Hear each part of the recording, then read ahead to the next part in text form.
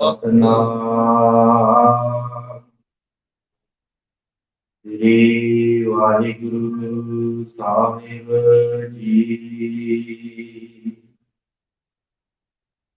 ਗਿਆਨ ਅੰਜਨ ਗੁਰ ਦੀਆ, ਅਗਿਆਨ ਅੰਧੇਰ ਵਿਨਾਸ਼। ਹਰਿ ਕਿਰਪਾ ਤੇ ਸੰਤ ਭੇਟਿਆ, ਨਾਨਕ ਮਨ ਪਰਗਾਸ। ਸਤਨਾਮ ਸ੍ਰੀ ਵਾਹਿਗੁਰੂ ਸਾਹਿਬ ਜੀ। ਪਾਂਚ ਤਤ ਕੋ ਤਨ ਰਖਿਓ, ਜਾਨਹੁ ਚਤੁਰ ਸੁਜਾਨ।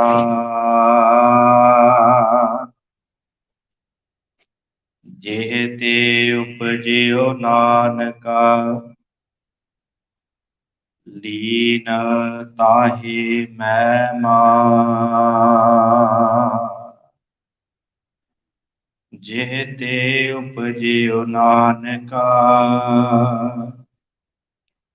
ਲੀਨ ਤਾਹਿ ਮੈਂ ਮਾਨ।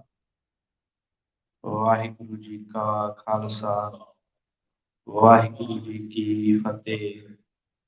ਧੰਨ ਗੁਰੂ ਗਰੀਬ ਨਿਵਾਜ ਸ੍ਰੀ ਗੁਰੂ ਗ੍ਰੰਥ ਸਾਹਿਬ ਸੱਚੇ ਪਾਤਸ਼ਾਹ ਜੀ ਦੀ ਪਾਵਨ ਪਵਿੱਤਰ ਹਜ਼ੂਰੀ ਅੰਦਰ ਜੁੜ ਬੈਠੀ ਗੁਰੂ ਸਵਾਰੀ ਸਾਧ ਸੰਗਤ।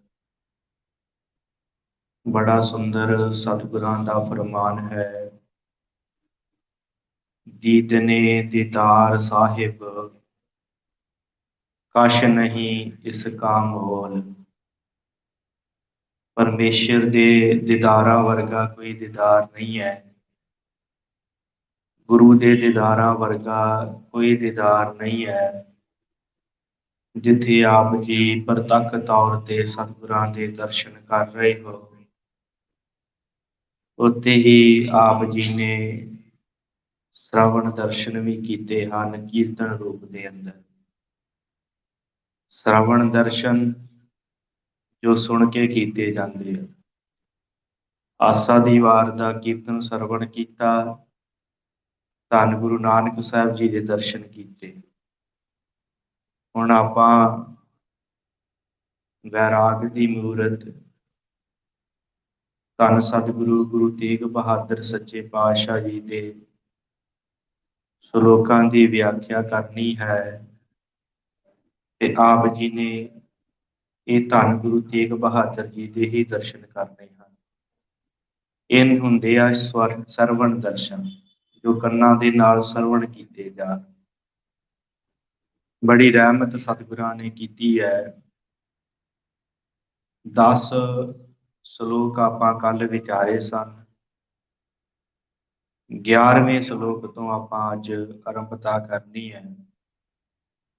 ਤੇ ਮੈਂ ਦੱਸ ਦੇਵਾਂ ਕਿ ਸ਼ਲੋਕ ਦਾ ਅਰਥ ਹੁੰਦਾ ਹੈ ਸਾਧ ਸੰਗਤ, ਥੋੜੇ ਸ਼ਬਦਾਂ 'ਚ ਬਹੁਤੀ ਗੱਲ ਕਹਿ ਦੇਣੀ, ਵੱਡੀ ਗੱਲ ਕਹਿ ਦੇਣੀ, ਵੱਡਾ ਰਹੱਸ ਪੇਸ਼ ਕਰ ਦੇਣਾ, ਉਹਨੂੰ ਸ਼ਲੋਕ ਕਿਹਾ ਜਾਂਦਾ ਹੈ। ਕੀ ਰਹਿਮਤਾਂ ਕੀ ਬਖਸ਼ਿਸ਼ਾਂ ਸਤਿਗੁਰੂ ਕਰ ਰਹੇ ਨੇ ਧੰਨ ਗੁਰੂ ਤੇਗ ਬਹਾਦਰ ਜੀ। ਆਰੰਭਤਾ ਤੋਂ ਪਹਿਲਾਂ ਮਨ ਨੂੰ ਟਿਕਾਈਏ, ਮਨ ਬਿਰਤੀਆਂ ਇਕਾਗਰ ਕਰੀਏ। ਸਾਰੇ ਆਖੋ ਪਿਆਰ ਦੇ ਨਾਲ, ਸਤਨਾਮ ਸ੍ਰੀ ਵਾਹਿਗੁਰੂ ਸਾਹਿਬ ਜੀ। ਪਾਂਚ ਤਤ ਕੋ ਤਨ ਰਚਿਓ, ਜਾਨਹੁ ਚਤੁਰ ਸੁਜਾਨ। ਜੇ ਤੇ ਉਪਜਿਓ ਨਾਨਕਾ, ਲੀਨ ਤਾਹਿ ਮੈਂ ਮਾਨ। ਸਤਿਗੁਰੂ ਕਹਿੰਦੇ ਆ, ਇਹ ਜਿਹੜਾ ਮਨੁੱਖਾ ਦੇਹੀ ਸਾਨੂੰ ਪ੍ਰਾਪਤ ਹੋਈ ਹੈ, ਇਹ ਸਰੀਰ ਜੋ ਅਸੀਂ ਪ੍ਰਾਪਤ ਕੀਤਾ ਹੈ, ਇਹ 5 ਤੱਤਾਂ ਦਾ ਬਣਿਆ ਹੋਇਆ ਹੈ। ਤੇ ਸਾਧ ਸੰਗਤ ਤੋਂ ਪੰਜ ਤੱਤ ਕਿਹੜੇ ਹਨ? ਮਿੱਟੀ ਹੈ ਸਭ ਤੋਂ ਪਹਿਲਾਂ, ਪਾਣੀ ਹੈ, ਅਗਨ ਹੈ, ਆਕਾਸ਼ ਹੈ, ਹਵਾ ਹੈ। ਇਹਨਾਂ ਪੰਜ ਤੱਤਾਂ ਤੋਂ ਮਿਲ ਕੇ ਇਹ ਸਾਡਾ ਸਰੀਰ ਜਿਹੜਾ ਹੈ ਉਹ ਬਣਿਆ ਹੈ। ਤੇ ਸਾਧ ਸੰਗਤ, ਇਹ ਪੰਜ ਤੱਤ, ਇਹਨਾਂ ਪੰਜ ਤੱਤਾਂ ਤੋਂ ਹੀ ਗਾਂ ਸਾਡਾ ਮਨ ਬਣਦਾ ਹੈ। ਰੂਪ, ਰਸ, ਗੰਧ, ਸਪਰਸ਼, ਇਹ ਇਹਨਾਂ ਗਿਆਨ ਇੰਦਰੀਆਂ ਦੇ ਰਾਹੀਂ ਸਾਡਾ ਮਨ ਖਿੱਚਦਾ ਹੈ। ਰੂਪ ਦੇਖਦੇ ਹਾਂ ਅਸੀਂ ਅੱਖਾਂ ਦੇ ਰਾਹੀਂ, ਇਹਦਾ ਤੱਤ ਹੈ ਅਗਨ, ਅੱਗ ਇਹਦਾ ਤੱਤ ਹੈ। ਅਗਨ ਤੋਂ ਭਾਵ ਰੌਸ਼ਨੀ ਹੈ, ਤੇ ਸਾਨੂੰ ਕੁਛ ਦਿਖਦਾ ਹੈ, ਨਹੀਂ ਦਿਖੇਗਾ ਜੇ ਨਾ ਰੌਸ਼ਨੀ ਹੋਵੇ। ਤੇ ਪਾਣੀ ਦਾ ਤੱਤ ਕੀ ਹੈ? ਵਾਹਿਗੁਰੂ। ਸਤਿਗੁਰੂ ਕਹਿੰਦੇ ਆ ਕਿ ਇਹ ਜਿਹੜਾ ਸਰੀਰ ਹੈ ਸਾਡਾ, ਇਹ ਪੰਜ ਤੱਤਾਂ ਤੋਂ ਬਣਿਆ ਹੈ, ਤੇ ਸਾਡਾ ਮਨ ਵੀ ਇਹਨਾਂ ਪੰਜ ਤੱਤਾਂ ਦੇ ਰਾਹੀਂ ਹਾਸਲ ਕਰਦਾ ਹੈ ਗਿਆਨ। ਇਸੇ ਤਰ੍ਹਾਂ ਇਸ ਸੰਸਾਰ ਦੇ ਵਿੱਚ ਸਤਿਗੁਰੂ ਕਹਿੰਦੇ ਆ, ਇਹ ਚਤੁਰ ਸੁਜਾਨ ਪੁਰਸ਼, ਇਹ ਗੱਲ ਨੂੰ ਪੱਕੀ ਧਾਰਨ ਕਰ ਲੈ ਕਿ ਇਹ ਜਿਹੜਾ ਤੇਰਾ ਸਰੀਰ ਹੈ ਇਹ ਪੰਜਾਂ ਤੱਤਾਂ ਤੋਂ ਬਣਿਆ। ਪਾਂਚ ਤੱਤ ਕੋ ਤਨ ਰਚਿਓ ਜਾਨੋ ਚਤੁਰ ਸੁਜਾਨ, ਇਹ ਗੱਲ ਯਾਦ ਰੱਖ ਕਿ ਪੰਜਾਂ ਤੱਤਾਂ ਤੋਂ ਤੇਰਾ ਸਰੀਰ ਜਿਹੜਾ ਉਹਦੀ ਘਾਟ ਘੜੀ ਗਈ ਹੈ। ਤੇ ਸਾਧ ਸੰਗਤ, ਇਹ ਹਰ ਤੱਤ ਜਿਹੜਾ ਹੈ ਨਾ ਸਾਡੇ ਸਰੀਰ ਦਾ, ਹਰ ਤੱਤ ਉਹ ਆਪਣੇ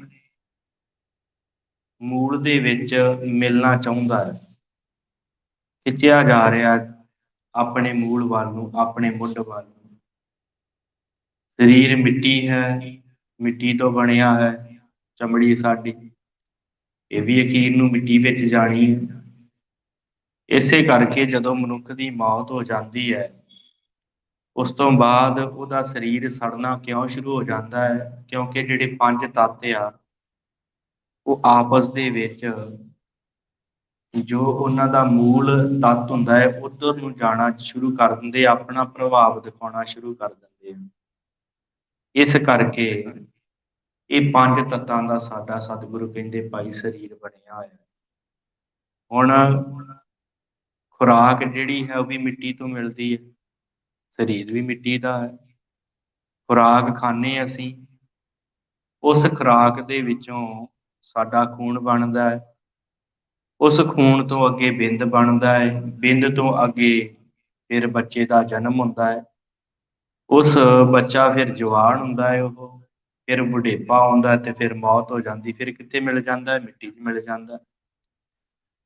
ਇਹਨਾਂ ਪੰਜ ਤੱਤਾਂ ਤੋਂ ਸਰੀਰ ਬਣਿਆ ਹੈ, ਤੇ ਫਿਰ ਇਹਨਾਂ ਪੰਜ ਤੱਤਾਂ ਦੇ ਵਿੱਚ ਹੀ ਮਿਲ ਜਾਵੇਗਾ। ਮਹਾਰਾਜ ਕਹਿੰਦੇ, ਇਹ ਗੁਰਮੁਖ, ਇਹ ਚਤੁਰ ਸਿਆਣੇ ਪੁਰਸ਼, ਇਹ ਗੱਲ ਯਾਦ ਰੱਖ, ਜੇ ਤੇ ਉਪਜਿਓ ਨਾਨਕਾ ਲੀਨ ਤਾਹੇ ਮਹਿਮਾਨ।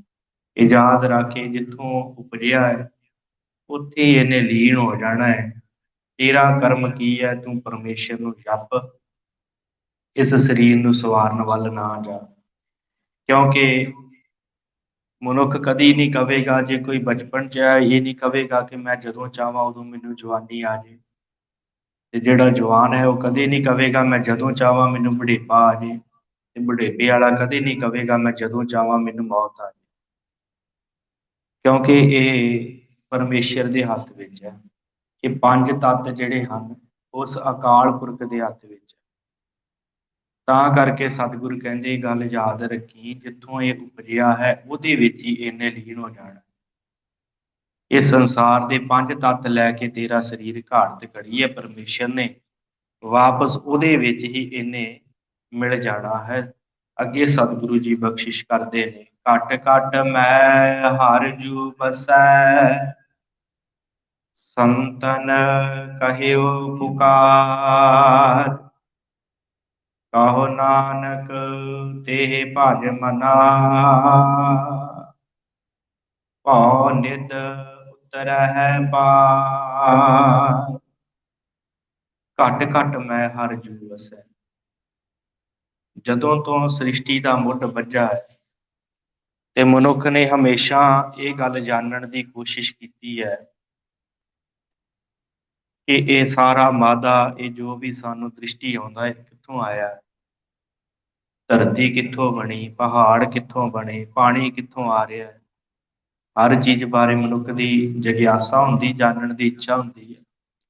जिथों साइंस उत्पन्न हुंदी है, जिथों वड्डियां वड्डियां खोजां उत्पन्न हुंदियां, ये जिग्यासा मनुख के मन च बनी है कि ये सारा कुछ आया कित्थों, किवें बनिया, इहदा मूल आधार की है। ते सतगुरां ने दस्सिया, महाराज कहंदे घट घट मैं हर जू वसै। परमेश्वर वाहिगुरू घट घट दे विच वस रिहा है, रमिया होया है हर जगह दे उत्ते। ते भगत कबीर जी कहिंदे आ, कहिंदे कि कईयां ने दखण च मन लिया ते कईयां ने पश्चिम च मन लिया। दखण देस हरि का वासा, पश्चिम अल्लै मुकामा। दिल मैं खोज दिले दिल खोजो, यही ठौर मुकामा। अंदर नहीं खोजिया किसी ने, ਲੱਭਣ ਦੇ ਲਈ ਬਾਹਰ ਭੱਜੇ ਗਏ। ਕਿਸੇ ਨੇ ਇੱਕ ਜਗ੍ਹਾ ਦੇ ਉੱਤੇ ਸਥਿਤ ਕਰ ਲਿਆ, ਪੱਕਾ ਕਰ ਲਿਆ। ਸਤਿਗੁਰੂ ਗੁਰੂ ਨਾਨਕ ਸਾਹਿਬ ਨੇ ਕਿਹਾ ਹੈ ਕਿ ਭਾਈ ਮਰਦਾਨਾ ਜੀ, ਥੱਕ ਗਏ ਆ, ਰਾਤ ਪੈ ਗਈ ਆ, ਆਰਾਮ ਕਰੀਏ। ਮਹਾਰਾਜ ਜਿਵੇਂ ਤੁਹਾਡਾ ਹੁਕਮ। ਆਰਾਮ ਕਰਦੇ ਨੇ ਤੇ ਭਾਈ ਗੁਰਦਾਸ ਜੀ ਕਹਿੰਦੇ ਇੱਕ ਜੀਵਨ ਨਾਮ ਦਾ ਮੁੱਲਾ ਆਉਂਦਾ ਹੈ, ਲੱਤ ਤੋਂ ਫੜ ਕੇ ਧੰਨ ਗੁਰੂ ਨਾਨਕ ਸਾਹਿਬ ਦੀ ਲੱਤ ਦੂਸਰੇ ਪਾਸੇ ਘੁਮਾ ਦਿੰਦਾ ਹੈ ਤੇ ਨਾਲ ਕਹਿੰਦਾ ਹੈ, ਕੌਣ ਸੁੱਤਾ ਹੈ ਕੁਪਰ ਖੁਪਾਰੀ। ਲੱਤ ਮਾਰੀ ਹੈ ਸਤਿਗੁਰਾਂ ਨੇ, ਕਹਿੰਦਾ ਹੈ ਕਿ ਕੌਣ ਹੈ, ਕਿਹੜਾ ਕੁਫਰ ਖੁਪਾਰੀ ਸੁੱਤਾ ਹੈ। ਤੇ ਸਤਿਗੁਰੂ ਜੀ ਉੱਠੇ ਹਨ। ਦੇਖੋ ਸਤਿਗੁਰੂ ਲੱਤ ਖਾ ਕੇ ਵੀ ਫਿਰ ਵੀ ਉਪਦੇਸ਼ ਦਿੰਦੇ ਆ ਮਹਾਰਾਜ। ਤੇ ਸਤਿਗੁਰਾਂ ਨੇ ਕਿਹਾ, ਭਲਿਆ ਜਿਸ ਪਾਸੇ ਪਰਮੇਸ਼ਰ ਅਕਾਲ ਪੁਰਖ ਨਹੀਂ ਹੈ, ਜਿਸ ਪਾਸੇ ਤੇਰਾ ਅੱਲਾ ਨਹੀਂ ਹੈ, ਲੱਤ ਸਾਡੀ ਉਧਰ ਨੂੰ ਕਰਦੇ। ਭਾਈ ਗੁਰਦਾਸ ਜੀ ਕਹਿੰਦੇ, ਟੰਗੋਂ ਪਕੜ ਘਸੀਟਿਆ, ਫੇਰਿਆ ਮੱਕਾ ਕਲਾ ਦਿਖਾ। ਦੇਖਿਆ ਹਰ ਪਾਸੇ ਪਰਮੇਸ਼ਰ ਹੈ। ਜਦੋਂ ਲੱਤ ਤੋਂ ਪਕੜ ਕੇ ਮਹਾਰਾਜ ਨੂੰ ਘੁਮਾਇਆ, ਹਰ ਪਾਸੇ ਪਰਮੇਸ਼ਰ ਹੈ। ਜਾਣ ਗਿਆ ਘਟ ਘਟ ਮੈਂ ਹਰ ਜੂ, ਪਰਮੇਸ਼ਰ ਵਾਹਿਗੁਰੂ ਜਿਹਨੂੰ ਅਸੀਂ ਇੱਥੇ ਮੱਕੇ ਦੇ ਵਿੱਚ ਕੈਦ ਕਰ ਲਿਆ, ਉਹ ਤੇ ਘਟ ਘਟ ਦੇ ਵਿੱਚ ਹੈ। ਪਰਮੇਸ਼ਰ ਕੈਦ ਨਹੀਂ ਹੋ ਸਕਦਾ। ਮਤ ਜਾਣੀਏ ਕਿ ਇੱਕ ਗੁਰਦੁਆਰੇ ਦੇ ਵਿੱਚ ਪਰਮੇਸ਼ਰ ਕੈਦ ਹੈ, ਇੱਕ ਮੰਦਿਰ 'ਚ ਪਰਮੇਸ਼ਰ ਕੈਦ ਹੈ, ਮਸੀਤ 'ਚ ਪਰਮੇਸ਼ਰ ਕੈਦ ਹੈ। ਪਰਮੇਸ਼ਰ ਵਾਹਿਗੁਰੂ ਕਦੀ ਕੈਦ ਨਹੀਂ ਹੋ ਸਕਦਾ। ਜਿਹੜਾ ਕੈਦ ਹੋ ਜਾਵੇਗਾ ਉਹ ਪਰਮੇਸ਼ਰ ਨਹੀਂ ਹੈ। ਇੱਕ ਜਗ੍ਹਾ ਦੇ ਉੱਤੇ ਪਰਮੇਸ਼ਰ ਨਹੀਂ ਕੈਦ ਹੋ ਸਕਦਾ। ਕਿਹਾ ਹੈ ਨਾ ਭਗਤ ਜੀ ਨੇ, ਹਿੰਦੂ ਪੂਜੇ ਦੇਹੁਰਾ ਮੁਸਲਮਾਨ ਮਸੀਤ, ਨਾਮੇ ਸੋਈ ਸੇਵਿਆ ਜਾਂ ਦੇਹੁਰਾ ਨਾ ਮਸੀਤ। ਮੈਂ ਨਾਮਦੇਵ ਨੇ ਸੇਵਿਆ ਹੈ ਉਸ ਪਰਮੇਸ਼ਰ ਨੂੰ ਜਿਹਦਾ ਨਾ ਦੇਹੁਰਾ ਹੈ ਨਾ ਮਸੀਤ ਹੈ। ਹਾਂ, ਗੁਰਦੁਆਰੇ ਆਉਨੇ ਆ, ਧਾਰਮਿਕ ਸਥਾਨ ਤੇ ਜਾਂਦੇ, ਇਹ ਗੱਲ ਸਿੱਖਣ ਲਈ ਜਾਂਦੇ ਆ ਕਿ ਪਰਮੇਸ਼ਰ ਹਰ ਥਾਂ ਵਿਆਪਕ ਹੈ। ਇਹ ਗੱਲ ਸਿੱਖਣ ਲਈ ਜਾਂਦੇ। ਸੋ ਸਤਿਗੁਰੂ ਰਹਿਮਤ ਕਰਦੇ। ਗੁਰੂ ਤੇਗ ਬਹਾਦਰ ਮਹਾਰਾਜ ਕਹਿੰਦੇ, ਘਟ ਘਟ ਮੈਂ ਹਰ ਜੂ ਵਸੈ। ਪਰਮੇਸ਼ਰ ਘਟਾਂ ਘਟਾਂ ਦੇ ਵਿੱਚ ਵਿਆਪਕ ਹੈ, ਹਰ ਜਗ੍ਹਾ ਦੇ ਉੱਤੇ ਉਹ ਅਕਾਲ ਪੁਰਖ ਹੈ। ਤੇ ਮਹਾਰਾਜ ਕਹਿੰਦੇ, ਸੰਤਨ ਕਹਿਓ ਪੁਕਾਰ। ਸੰਤਨ ਪੁਕਾਰ ਪੁਕਾਰ ਕੇ ਕਹਿ ਰਹੇ। ਗੁਰੂ ਨਾਨਕ ਦੇਵ ਮਹਾਰਾਜ ਲੱਤ ਖਾ ਕੇ ਵੀ ਕਹਿ ਰਹੇ, ਘਟ ਘਟ ਚ ਵਸ ਰਿਹਾ, ਪੁਕਾਰ ਕੇ ਕਹਿ ਰਹੇ। ਮਹਾਰਾਜ ਕਹਿੰਦੇ, ਸੰਤਾਂ ਨੂੰ ਪੁੱਛ ਲਓ ਜਾ ਕੇ। ਸੰਤ ਕਹਿੰਦੇ ਆ, ਪਰਮੇਸ਼ਰ ਹਰ ਜਗ੍ਹਾ ਦੇ ਉੱਤੇ। ਨਾਮ ਜਪਣ ਵਾਲਾ ਕਹਿੰਦਾ, ਪਰਮੇਸ਼ਰ ਹਰ ਜਗ੍ਹਾ ਦੇ ਉੱਤੇ, ਹਰ ਥਾਂ ਵਿਆਪਕ ਹੈ। ਨੀਚੇ ਲੋਏ ਨੇ ਕਿਉਂ ਕਰੋ, ਸਭ ਘਟ ਦੇਖੋ ਪੀਓ। ਹਰ ਜਗ੍ਹਾ ਦੇ ਉੱਤੇ ਪਰਮੇਸ਼ਰ ਦਿਖ ਰਿਹਾ, ਉਹ ਘਟ ਘਟ ਦੇ ਵਿੱਚ ਵਿਆਪਕ ਹੈ। ਕਹੋ ਨਾਨਕ ਤੇ ਭਾਗ ਮਨਾ, ਭਾਵ ਨਿਧ ਉਤਰੈ ਪਾਰ। ਸਤਿਗੁਰੂ ਕਹਿੰਦੇ, ਉਹਨੂੰ ਭੱਜ ਲਾ, ਯਾਦ ਕਰ ਲਾ, ਸਿਮਰ ਲਾ ਉਸ ਪਰਮੇਸ਼ਰ ਨੂੰ। ਭਾਵ ਨਿਧ ਉਤਰੈ ਪਾਰ, ਤੇਰਾ ਪਾਰ ਉਤਾਰਾ ਹੋ ਜਾਵੇ, ਤੇਰਾ ਭਾਵ, ਤੇਰਾ ਡਰ ਖਤਮ ਹੋ ਜਾਵੇ। ਉਹ ਪਰਮੇਸ਼ਰ ਜਿਹੜਾ ਤੈਨੂੰ ਮਿਲ ਜਾਵੇ, ਉਹਨੂੰ ਸਿਮਰਨਾ ਕਰ, ਉਹਨੂੰ ਅਕਾਲ ਪੁਰਖ ਨੂੰ ਧਿਆਉਣਾ ਕਰ। ਦੁੱਖ ਸੁਖ ਜਿਹੇ ਪਰਸੈ ਨਹੀਂ, ਲੋਭ ਮੋਹ ਅਭਿਮਾਨ। ਕਹੋ ਨਾਨਕ ਸੁਨ ਰੇ ਮਨਾ, ਸੋ ਮੂਰਤ ਭਗਵਾਨ। ਹੁਣ ਜੇ ਪਤਾ ਕਰਨਾ ਹੋਵੇ ਕਿ ਕਿਸੇ ਮਨੁੱਖ ਦੇ ਵਿੱਚ ਪਰਮੇਸ਼ਰ ਆਪ ਵਸ ਰਿਹਾ ਹੈ, ਕੋਈ ਪਰਮੇਸ਼ਰ ਦਾ ਸਰੂਪ ਹੈ, ਉਹਦਾ ਪੈਮਾਨਾ, ਉਹਦੇ ਲੱਛਣ ਕੀ ਹਨ। ਜਗ੍ਹਾ ਜਗ੍ਹਾ ਗੁਰਬਾਣੀ ਦੇ ਅੰਦਰ ਸੰਤ ਸ਼ਬਦ ਵਰਤਿਆ ਗਿਆ ਹੈ, ਬ੍ਰਹਮ ਗਿਆਨੀ ਸ਼ਬਦ ਵਰਤਿਆ ਗਿਆ ਹੈ, ਅਪਰਸ ਸ਼ਬਦ ਵਰਤਿਆ ਗਿਆ ਹੈ। ਤੇ ਹੁਣ ਜੇ ਉਹਦੇ ਬਾਰੇ ਪਤਾ ਕਰਨਾ ਹੋਵੇ ਕਿ ਉਹਦਾ ਜੀਵਨ ਕੈਸਾ ਹੋਵੇ, ਕਿਵੇਂ ਮਨੁੱਖ ਬ੍ਰਹਮ ਗਿਆਨੀ ਦੀ ਅਵਸਥਾ ਪ੍ਰਾਪਤ ਕਰ ਸਕਦਾ ਹੈ, ਤੇ ਉਹਦੇ ਲੱਛਣ ਸਤਿਗੁਰਾਂ ਨੇ ਬਿਆਨ ਕੀਤੇ।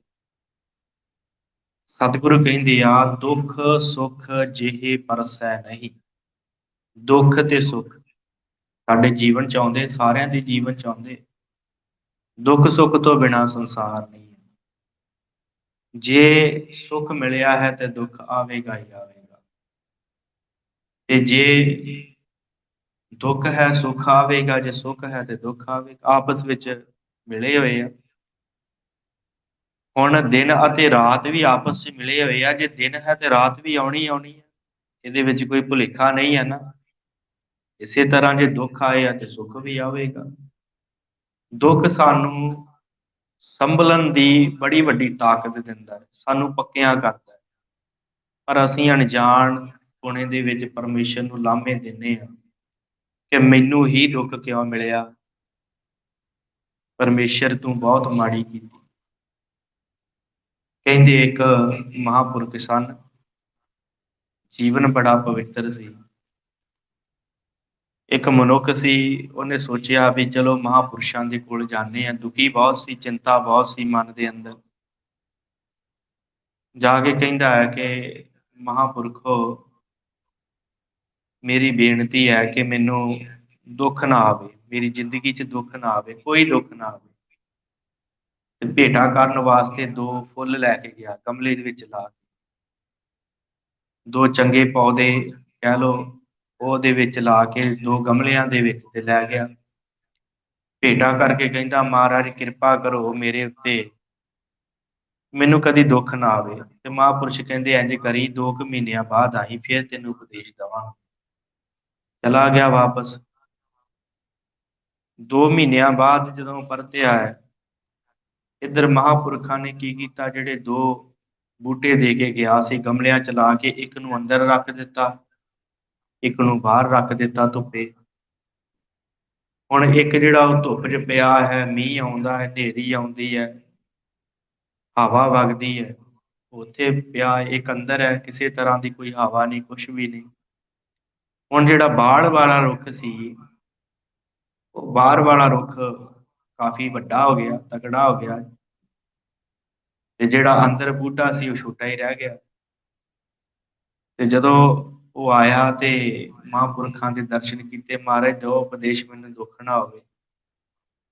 ਤੇ ਕਹਿੰਦੇ, ਪਹਿਲਾਂ ਜੋ ਦੇ ਕੇ ਗਿਆ ਹਾਂ ਉਹ ਦੇਖ ਕਿਵੇਂ ਦੇ ਆ, ਉਹ ਜਿਹੜੇ ਬੂਟੇ ਮੈਨੂੰ ਦੇ ਕੇ ਗਿਆ ਸੀ। ਕਹਿੰਦਾ ਜੀ, ਜਿਹੜਾ ਬਾਹਰ ਲਾਇਆ ਸੀ ਉਹ ਤੇ ਬੜਾ ਫੁੱਲ ਗਿਆ, ਬੜਾ ਫਲ ਗਿਆ, ਪਰ ਜਿਹੜਾ ਅੰਦਰ ਲਾਇਆ ਇਹ ਤੇ ਛੋਟਾ ਜਿਹਾ ਹੀ ਰਹਿ ਗਿਆ। ਤੇ ਮਹਾਂਪੁਰਖ ਕਹਿੰਦੇ, ਇਹੀ ਹੈ, ਜਿਹੜਾ ਬਾਹਰ ਸੀ ਉਹਨੇ ਸੂਰਜ ਦੀ ਰੌਸ਼ਨੀ ਵੀ ਝੱਲੀ, ਧੁੱਪ ਵੀ ਝੱਲੀ, ਮੀਂਹ ਵੀ ਝੱਲਿਆ, ਹਨੇਰੀ ਵੀ ਝੱਲੀ, ਝੱਖੜ ਵੀ ਝੱਲੇ, ਤਾਂ ਕਰਕੇ ਉਹ ਪ੍ਰਫੁੱਲਤ ਹੋਇਆ। ਜਿਹੜਾ ਅੰਦਰ ਸੀ ਉਹ ਸੁੱਕ ਗਿਆ, ਕਿਉਂਕਿ ਉਹ ਸੁੱਕੀ ਬਹੁਤ ਸੀ। ਇਸ ਕਰਕੇ ਦੁੱਖ ਆਉਂਦੇ ਆ ਜੀਵਨ ਦੇ ਵਿੱਚ, ਪਰ ਉਹ ਜੀਵਨ ਦੇ ਵਿੱਚ ਸਾਨੂੰ ਬਹੁਤ ਕੁਝ ਦੇ ਕੇ ਜਾਂਦੇ। ਮਨੁੱਖ ਹਮੇਸ਼ਾ ਇਹ ਗੱਲ ਸੋਚਦਾ ਹੈ ਕਿ ਸ਼ਾਇਦ ਸੁੱਖਾਂ ਦੇ ਨਾਲ ਹੀ ਮੈਨੂੰ ਪ੍ਰਾਪਤੀ ਹੋ ਜੇ, ਮੈਂ ਜੀਵਨ ਦੇ ਵਿੱਚ ਸ਼ਾਇਦ ਸਾਰੀ ਉਮਰ ਹੀ ਸੁਖੀ ਰਹਿ ਲਵਾਂ। ਪਰ ਮਹਾਰਾਜ ਕਹਿੰਦੇ, ਇਸ ਤਰ੍ਹਾਂ ਗੱਲ ਨਹੀਂ ਬਣਨੀ ਭਾਈ। ਜੇ ਜੀਵਨ ਦੇ ਵਿੱਚ ਤੇਰੇ ਸੁੱਖ ਆਇਆ ਤੇ ਦੁੱਖ ਵੀ ਆਉਣੇ ਆਉਣੇ। ਸਤਿਗੁਰੂ ਕਹਿੰਦੇ ਆ, ਦੁੱਖ ਸੁੱਖ ਜੇ ਪਰਸੈ ਨਹੀਂ। ਜਿਸ ਮਨੁੱਖ ਨੂੰ ਦੁੱਖ ਤੇ ਸੁੱਖ ਪਰਸਦਾ ਨਹੀਂ ਹੈ, ਆਉਂਦਾ ਹੈ ਪਰਸਦਾ ਨਹੀਂ। ਪਰਸਨਾ ਗੱਲ ਹੋਰ ਹੁੰਦੀ ਹੈ ਤੇ ਦੁੱਖ ਸੁੱਖ ਦਾ ਆਉਣਾ ਹੋਰ ਗੱਲ। ਆਇਆ ਹੈ ਦੁੱਖ ਗੁਰੂ ਅਰਜਨ ਦੇਵ ਮਹਾਰਾਜ ਜੀ ਦੇ ਉੱਤੇ, ਪਰ ਪਰਸਿਆ ਨਹੀਂ। ਤਤੀ ਤਵੀ ਤੇ ਬੈਠੇ ਕੋਈ ਅੱਗ ਬਾਲ ਰਿਹਾ ਹੇਠਾਂ, ਤੇ ਕੋਈ ਉੱਤੇ ਤੱਤੀ ਰੇਤਾ ਪਾ ਰਿਹਾ, ਪਰਸਦਾ ਨਹੀਂ ਹੈ ਨਾ ਦੁੱਖ। ਆਇਆ ਹੈ ਦੁੱਖ ਪਰ ਪਰਸਿਆ ਨਹੀਂ। ਦੁੱਖ ਸੁੱਖ ਜੇ ਪਰਸੈ ਨਹੀਂ, ਫਿਰ ਸਤਿਗੁਰੂ ਕਹਿੰਦੇ ਆ, ਲੋਭ ਮੋਹ, ਅਭਿਮਾਨ, ਲੋਭ ਉਹਦੇ ਨੇੜੇ ਨਹੀਂ ਲੱਗਦਾ। ਲੋਭ ਕਰਕੇ ਉਹ ਨਿਰਲੇਪ ਰਹਿੰਦੇ ਆ ਤੇ ਮੋਹ ਕਰਕੇ ਵੀ ਨਿਰਲੇਪ ਰਹਿੰਦੇ ਆ। ਮੋਹ ਬਹੁਤ ਮਨੁੱਖ ਨੂੰ ਜਿਹੜਾ ਹੈ ਨਾ ਰਸਤੇ ਤੋਂ ਭਟਕਾ ਦਿੰਦਾ ਹੈ, ਲੋਭ ਤੇ ਮੋਹ।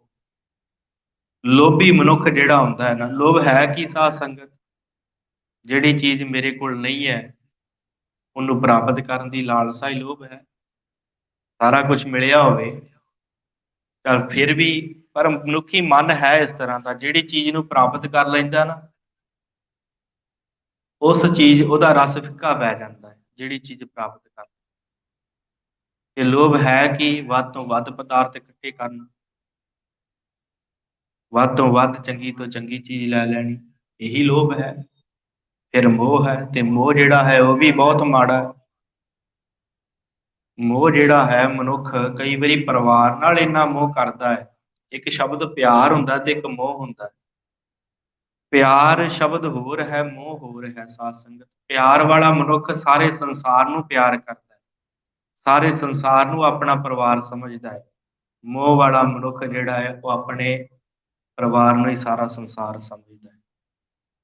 ਮੋਹ ਵਾਲਾ ਮਨੁੱਖ, ਪਿਆਰ ਵਾਲਾ ਕਵੇਗਾ ਗੁਰੂ ਨਾਨਕ ਸਾਹਿਬ ਵਾਂਗੂ ਕਿ ਸਾਰੀ ਸ੍ਰਿਸ਼ਟੀ ਮੇਰੀ ਹੈ, ਮੈਂ ਇਹਦਾ ਪਾਰ ਉਤਾਰਾ ਕਰਨਾ ਹੈ। ਤੇ ਜਿਹੜਾ ਮੋਹ ਵਾਲਾ ਹੈ ਉਹ ਤੇ ਫਿਰ ਪਰਿਵਾਰ 'ਚ ਉਲਝ ਕੇ ਰਹਿ ਜਾਂਦਾ। ਮੋਹ ਵੀ ਮਨੁੱਖ ਨੂੰ ਲੈ ਬਹਿੰਦਾ ਹੈ। ਸਤਿਗੁਰੂ ਕਹਿੰਦੇ ਫਿਰ ਅਭਿਮਾਨ ਉਹਨਾਂ ਦੇ ਜੀਵਨ 'ਚ ਨਹੀਂ ਹੁੰਦਾ, ਕਿਸੇ ਤਰ੍ਹਾਂ ਦਾ ਹੰਕਾਰ, ਅਭਿਮਾਨ, ਪਦਵੀ ਦਾ। ਕਈ ਸੰਤ ਜਿਹੜੇ ਹੁੰਦੇ ਆ ਉਹ ਪਦਵੀਆਂ ਤੇ ਵੀ ਬੈਠੇ ਹੁੰਦੇ ਆ, ਪਰ ਸਾਰਿਆਂ ਦਾ ਸਤਿਕਾਰ ਵੀ ਕਰਦੇ ਆ। ਤੇ ਕਈ ਐਸੇ ਹੁੰਦੇ ਜਿਨ੍ਹਾਂ ਨੂੰ ਕਿਤੇ ਛੋਟੀ ਜਿਹੀ ਵੀ ਪਦਵੀ ਮਿਲ ਜਾਵੇ ਉਹਦਾ ਹੀ ਹੰਕਾਰ ਹੋ ਜਾਂਦਾ। ਸਤਿਗੁਰੂ ਕਹਿੰਦੇ ਆ, ਜੇ ਤੁਸੀਂ ਪਰਮੇਸ਼ਰ ਦੇ ਦਰਸ਼ਨ ਕਰਨੇ ਚਾਹੁੰਦੇ ਹੋ ਸਰੀਰ ਦੇ ਵਿੱਚ, ਤੇ ਇਹ ਗੱਲ ਜਾਣ ਲਿਓ, ਉਸ ਮਨੁੱਖ ਨੂੰ ਦੁੱਖ ਤੇ ਸੁੱਖ ਜਿਹੜਾ ਹੈ ਉਹ ਪਰਸਦਾ ਨਹੀਂ ਹੈ। ਲੋਭ, ਮੋਹ ਤੇ ਅਭਿਮਾਨ ਉਹਦੇ ਨੇੜੇ ਨਹੀਂ ਲੱਗਦੇ। ਕਹੋ ਨਾਨਕ ਸੁਨ ਰੇ ਮਨਾ, ਸੋ ਮੂਰਤ ਭਗਵਾਨ। ਮਹਾਰਾਜ ਕਹਿੰਦੇ ਪਰਮੇਸ਼ਰ ਅਕਾਲ ਪੁਰਖ ਦੀ ਮੂਰਤੀ ਹੈ ਉਹ ਮਨੁੱਖ, ਜਿਹਦੇ ਜੀਵਨ 'ਚ ਇਹ ਗੱਲਾਂ ਹਨ। ਉਸਤਤ ਨਿੰਦਿਆ ਨਾਹਿ ਜੇਹ, ਕੰਚਨ ਲੋਹ ਸਮਾਨ। ਕਹੋ ਨਾਨਕ ਸੁਨ ਰੇ ਮਨਾ, ਮੁਕਤ ਮੁਕਤ ਦਾਹੇ ਤੈ ਜਾਨ। ਉਸਤਤ ਨਿੰਦਿਆ ਨਾਹਿ ਜੇ। ਅਗਲੇ ਗੁਣ ਸਤਿਗੁਰਾਂ ਨੇ ਦੱਸੇ ਆ। ਦੋ ਚੀਜ਼ਾਂ ਜਿਹੜੀਆਂ ਮਨੁੱਖ ਨੂੰ ਬੜੀਆਂ ਪ੍ਰਭਾਵਿਤ ਕਰਦੀਆਂ। ਹਰ ਮਨੁੱਖ ਚਾਹੁੰਦਾ ਹੈ ਮੇਰੀ ਉਸਤਤੀ ਹੋਵੇ, ਤੇ ਹਰ ਮਨੁੱਖ ਆਪਣੀ ਉਸਤਤੀ ਚਾਹੁੰਦਾ ਹੈ ਤੇ ਦੂਸਰੇ ਦੀ ਨਿੰਦਿਆ। ਉਸਤਤ ਹੋਵੇ ਤੇ ਮੇਰੀ ਹੋਵੇ, ਨਿੰਦਿਆ ਹੋਵੇ ਤੇ ਦੂਸਰੇ ਦੀ ਹੋਵੇ। ਇਹ ਹਰ ਮਨੁੱਖ ਦੀ ਫਿਤਰਤ ਹੈ। ਸਤਿਗੁਰੂ ਕਹਿੰਦੇ ਭਾਈ, ਜਿਹੜਾ ਮਨੁੱਖ ਇਸ ਦੋਵਾਂ ਚੀਜ਼ਾਂ ਤੋਂ ਉੱਪਰ ਉੱਠ ਗਿਆ, ਉਸਤਤ ਤੇ ਨਿੰਦਿਆ ਤੋਂ। ਉਸਤਤ ਕੋਈ ਜਿੰਨੀ ਮਰਜ਼ੀ ਕਰੀ ਜਾਵੇ, ਨਾ ਆਪਣੀ, ਸਤਿਗੁਰੂ ਕਹਿੰਦੇ ਉਹਦੇ ਅੰਦਰ ਉਸਤਤ ਦਾ ਚਾਹ ਹੁੰਦਾ ਕੋਈ ਮੇਰੀ ਉਸਤਤ ਕਰੇ, ਤੇ ਨਾ ਹੀ ਉਹ ਕਿਸੇ ਦੀ ਉਸਤਤ ਕਰਦਾ। ਹਾਂ, ਕਿਸੇ ਨੂੰ ਚੰਗਾ ਕਹਿ ਦੇਣਾ ਉਸਤਤ ਨਹੀਂ ਹੁੰਦੀ, ਪਰ ਜੇ ਬਿਨਾਂ ਵਜ੍ਹਾ ਹੀ ਕਹੀ ਜਾਣਾ ਕਿ ਲੈ ਤੂੰ, ਤੁਹਾਡੇ ਵਰਗਾ ਤੇ ਕੋਈ ਪੁਰਸ਼ ਹੀ ਨਹੀਂ ਹੈਗਾ, ਤੁਹਾਡੇ ਵਰਗਾ ਮਨੁੱਖ ਹੈ ਹੀ ਨਹੀਂ, ਉਹ ਉਸਤਤ ਨਹੀਂ। ਸਤਿਗੁਰੂ ਕਹਿੰਦੇ ਨਾ ਤੇ ਉਹ ਆਪਣੀ ਉਸਤਤ ਕਰਵਾਉਂਦਾ ਹੈ, ਨਾ ਕਿਸੇ ਦੀ ਉਸਤਤ ਕਰਦਾ ਹੈ। ਤੇ ਨਿੰਦਿਆ, ਨਿੰਦਿਆ ਉਹਨਾਂ ਦੇ ਜੀਵਨ 'ਚ ਹੁੰਦੀ ਨਹੀਂ ਹੈ। ਨਾ ਆਪ ਕਿਸੇ ਦੀ ਨਿੰਦਿਆ ਕਰਦੇ ਆ, ਨਾ ਕਿਸੇ ਦੀ ਸੁਣਦੇ ਆ। ਸਤਿਗੁਰੂ ਕਹਿੰਦੇ ਆ, ਉਸਤਤ ਨਿੰਦਿਆ ਨਾਹਿ ਜੇ, ਜਿਹਦੇ ਜੀਵਨ ਦੇ ਵਿੱਚ ਉਸਤਤ ਤੇ ਨਿੰਦਿਆ ਹੈ ਹੀ ਨਹੀਂ। ਕੰਚਨ ਲੋਹ ਸਮਾਨ, ਤੇ ਸੋਨੇ ਨੂੰ ਲੋਹੇ ਦੇ ਬਰਾਬਰ ਜਾਣੇ। ਸੋਨਾ ਕੀ ਹੈ? ਧਨ ਪਦਾਰਥ ਜੋ ਵੀ ਹੈ ਸਾਡੇ ਕੋਲ, ਕਿਉਂਕਿ ਮਹਿੰਗੇ ਹੁੰਦੇ ਆ। ਕੰਚਨ ਲੋਹ ਸਮਾਨ, ਕਹਿੰਦੇ ਉਹਨੂੰ ਲੋਹੇ ਦੇ ਬਰਾਬਰ ਜਾਣੇ। ਲੋਹੇ ਦਾ ਮੁੱਲ ਘੱਟ ਹੁੰਦਾ ਹੈ, ਸੋਨੇ ਦਾ ਮੁੱਲ ਜ਼ਿਆਦਾ ਹੁੰਦਾ। ਇਸ ਕਰਕੇ ਮਹਾਰਾਜ ਕਹਿੰਦੇ ਆ ਕਿ ਉਹ ਜੀਵਨ ਦੇ ਵਿੱਚ ਜਿਹਦੇ ਕੋਲ ਧਨ ਹੈ, ਸੰਪਤੀ ਹੈ, ਪਦਾਰਥ ਹਨ, ਉਹਨਾਂ ਦੇ ਨਾਲ ਇੰਨਾ ਮੋਹ ਨਾ ਪਾਵੇ, ਉਹਨਾਂ ਨੂੰ ਲੋਹੇ ਦੇ ਸਮਾਨ ਸਮਝੇ। ਇਹ ਆਉਣ ਜਾਣ ਹੈ, ਖਤਮ ਹੋ ਜਾਣੀ। ਕੰਚਨ ਲੋਹ ਸਮਾਨ, ਉਹਨਾਂ ਨੂੰ ਲੋਹੇ ਦੇ ਸਮਾਨ ਜਾਣੇ ਸੰਸਾਰ ਦੇ ਧਨ ਪਦਾਰਥ ਹਨ।